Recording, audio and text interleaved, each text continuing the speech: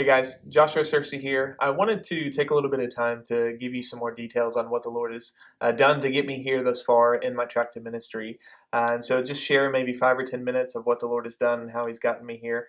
So to start us off, I was born in Abilene, Texas, and born into what many would describe a Christian family. We went to church and we went there every Sunday. There was never really many Sundays that we missed. But throughout my childhood, I don't remember having a clear gospel influence from those churches, and so most of my life, although we were there every Sunday, most of my life revolved around sports and specifically baseball. And so, as a young kid, I remember all of my weekends, except for Sundays, being taken up with baseball and sometimes football. Is what my life revolved around in many ways, and so. Uh, as a Cersei boy, I also had an older brother who played baseball who was significantly better than me. He was someone who he was got almost a full ride to college to be able to play baseball, and so as I grew up playing baseball, I just automatically assumed that I was of the same breed, and so I must be on that track as well. And so that's something that I quickly realized wasn't true when I actually got into high school. I began to see that I was not my brother, that I was not as talented as him, and that I was not going to have the opportunity to play in the majors or even to go to college, especially when I'm a freshman playing on the sophomore or a sophomore playing on the freshman team. And so around that time, when I was about 14 or 15, I began to, as I got more disillusioned from this reality of not being able to actually play baseball like I dreamed to do, I began to grasp onto some other ways that I might find some identity, find something that would define me, something that I could spend my life doing.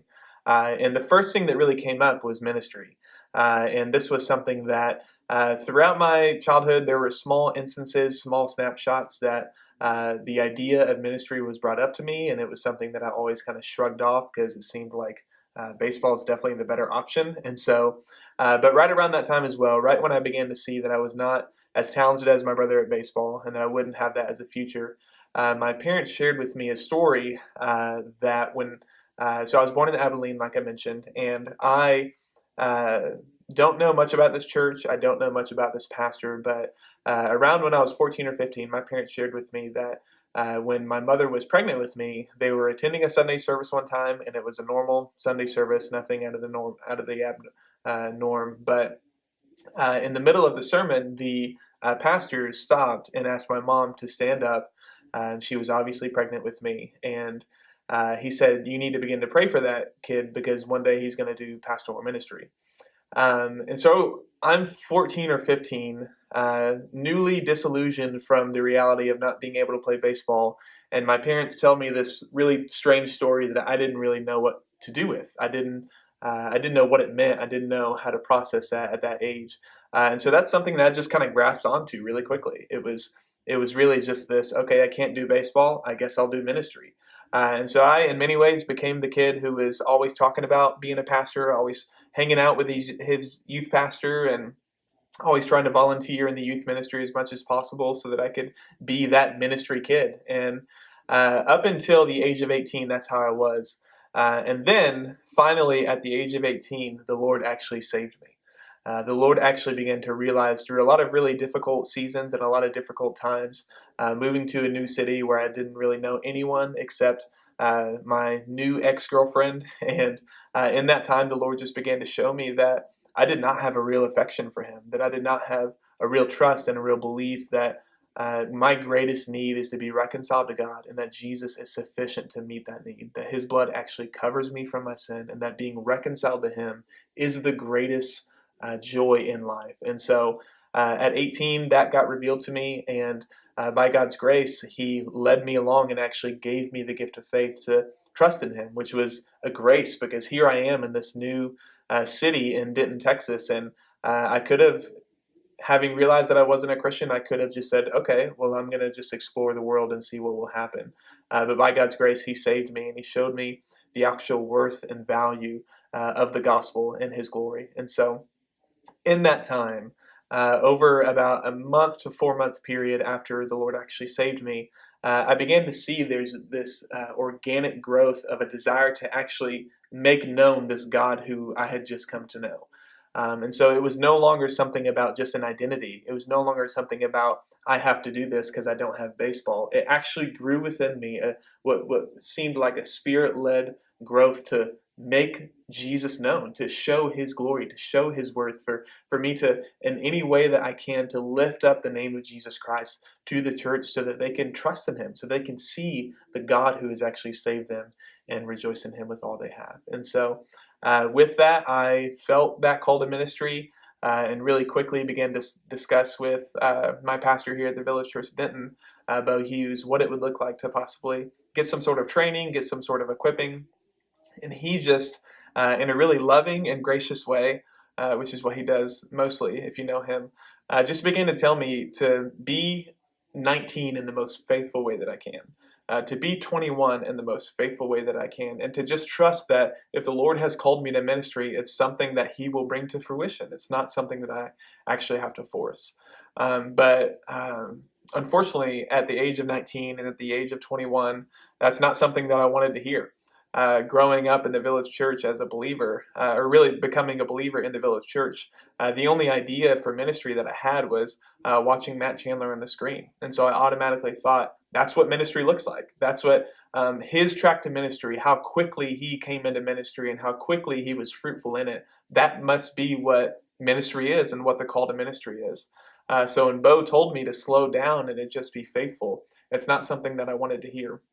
So I grew bitter. I grew resentful towards that, and just began to fade into the background of the Village Denton, where I just tried to be faithful, but in the end, I was just operating out of a sense of hurt and a sense of bitterness. And the Lord thankfully confronted me on that about 3 or 4 years later, and began to show me ways that Bo was absolutely right in his slowing me down. And it really happened through our pastoral resident here at the Village Denton. His name is Morgan Proudfoot.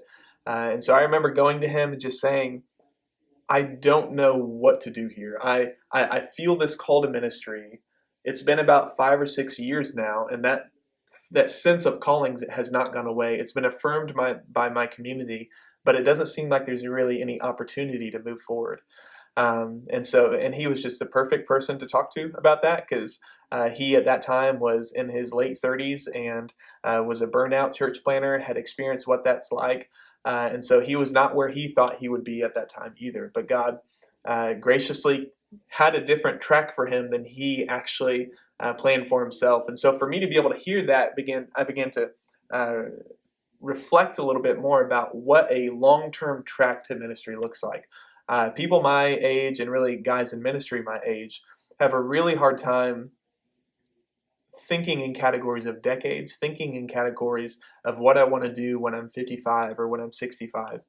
We want to know what we can get done in the next 1 year or 2 years, but we often neglect what can actually be done in the next 10, 15, 30 years. And so I began to just develop a vision for what I would want to be doing when I'm 55, what I would want ministry to look like when I'm 60 or 65. And so since then, the Lord's just been gracious to allow me to slow down and allow me to just take the opportunities that he brings and not try to force his hand. And so that first happened through the internship here at the Village Denton.